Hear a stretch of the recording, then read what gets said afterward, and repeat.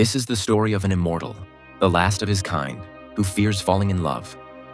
Haunted by the pain of watching his mortal loved ones age and pass away, he remains alone, burdened by an eternity of loss and longing. Story made by Cookie Monster. Please enjoy.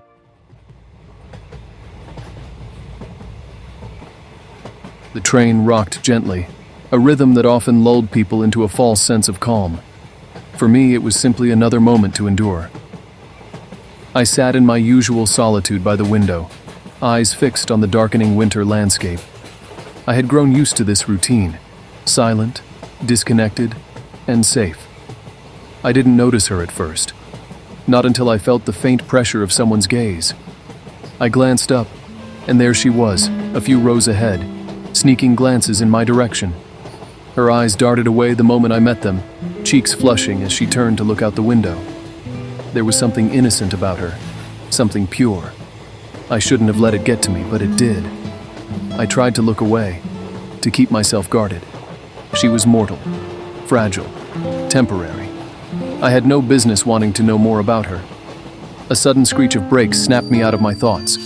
The train lurched forward, and people gasped as it groaned to a stop. An announcement came soon after. Mechanical issues. Everyone was to evacuate the train for maintenance. Outside, the air was bitterly cold, the kind that burned your lungs and froze your fingertips. I stood apart from the restless crowd, my coat shielding me from the biting wind. That's when I saw her again, standing with two older figures. Her parents, I assumed. They were huddled close, her mother scolding her softly for something, while her father's stern gaze swept the crowd. She looked over her shoulder, her eyes scanning the passengers, and they landed on me again. I don't know why, but I instinctively walked toward her. "It's too cold to stand out here for long," I said softly, my voice cutting through the wind. Her lips parted in surprise, but she smiled. Yes, it is. It's so cold, she said, her voice light despite the chill. "I know a cabin nearby," I offered. "It's warm and safe." Her father stepped in, his tone sharp. "She's not going anywhere with you." I'll be fine, she murmured, brushing off his concern. But they didn't agree. Her mother pulled her close, and her father turned his attention back to the tracks, his hand gripping her arm protectively. Yet later, when no one was watching, she slipped away from them and followed me into the shadows.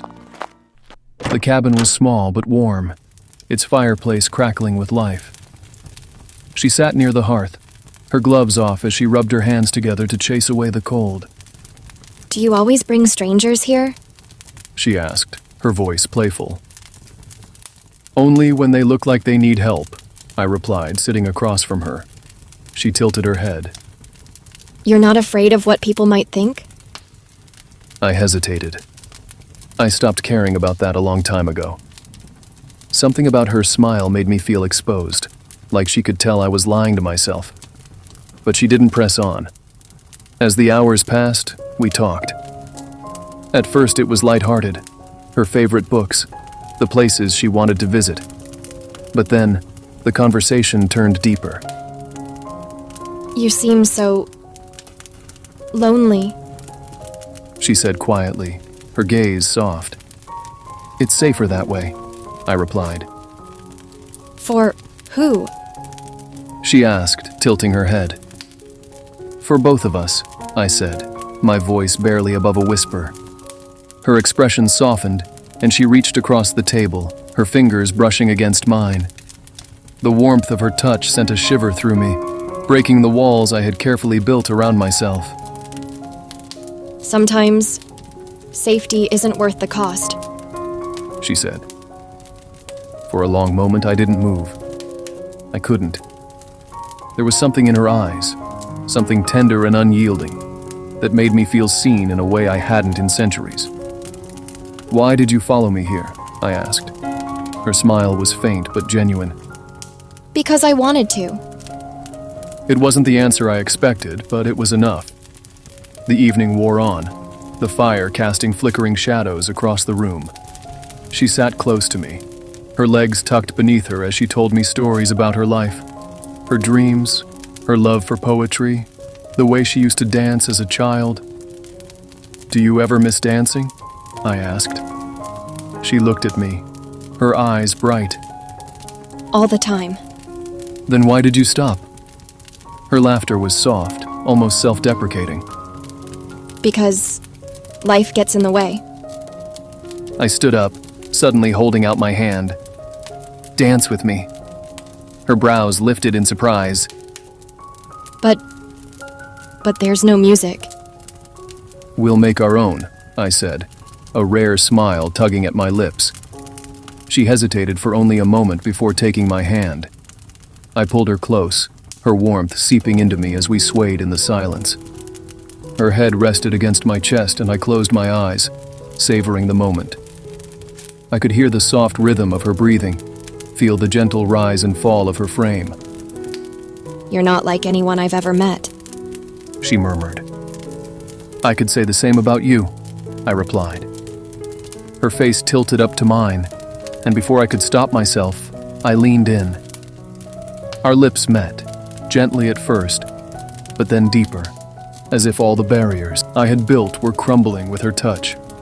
The hours slipped by in a blur of stolen moments. She was all I could see, all I could feel. Her laughter filled the cabin, her fingers tracing patterns across my skin as if trying to memorize me. We ended up on the bed, her body pressed close to mine. Her touch was gentle, yet it ignited something within me I hadn't felt in centuries.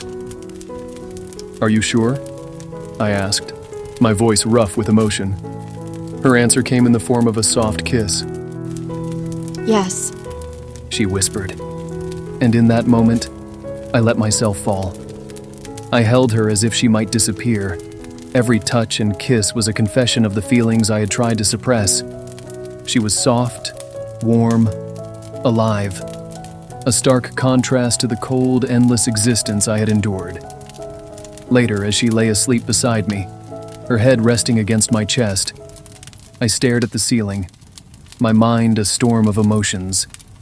I had allowed myself to feel something I shouldn't have, something I couldn't keep.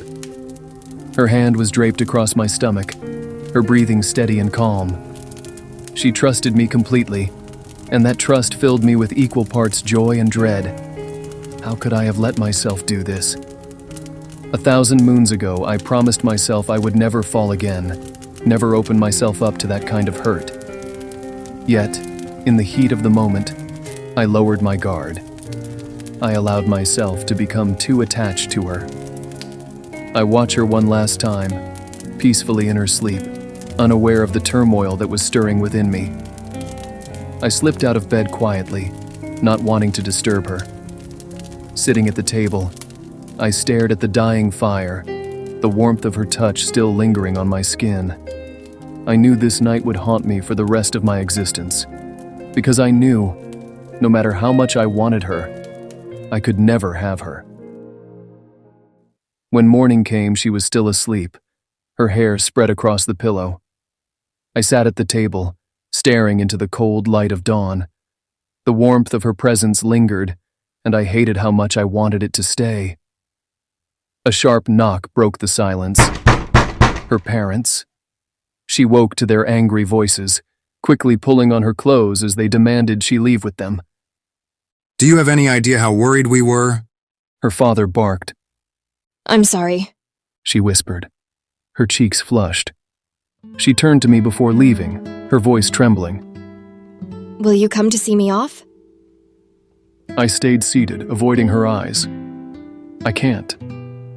Her shoulders fell, and I could see the sadness in her eyes. But she said nothing. She grabbed her scarf and followed her parents out the door. After she left, I sat alone at the table. The fire had died, its embers reduced to ash. The warmth of her laughter was gone, replaced by emptiness, and the sound of a silent memory. Once again, I am alone. I kept thinking about her. She had asked me to send her off, and I refused. But deep down, I knew I would regret not seeing her one last time. I left for the train station, hiding among the shadows of the platform, watching as she stood near her parents. She turned back, glancing at the crowd, a flicker of hope lighting her face, as though she were silently wishing I had come. The pain in her eyes pierced my heart, but I stayed where I was, hidden behind the corner. It was better this way, for her and for me.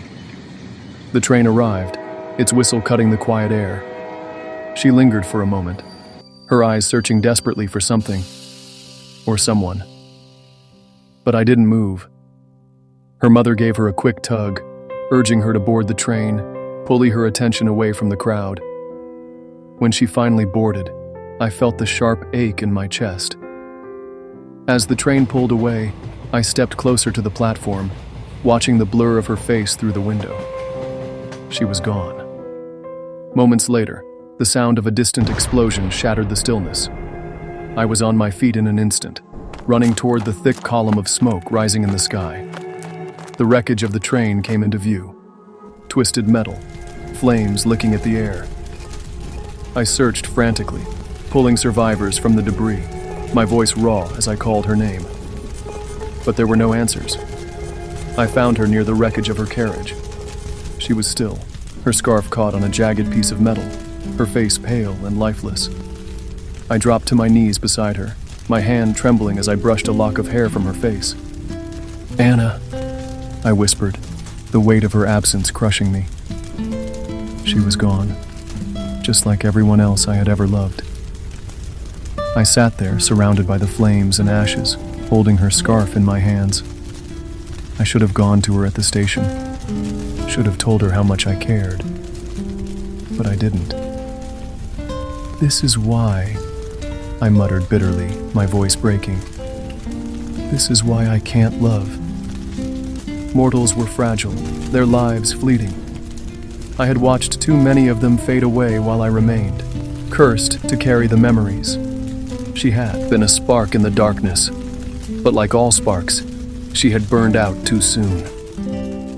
I stood, the scarf still clutched in my hand, and turned away from the wreckage. The pain in my chest was unbearable, but it was a reminder of why I had chosen solitude. Love was never meant for someone like me. Mortals always left, and I couldn't bear to lose another.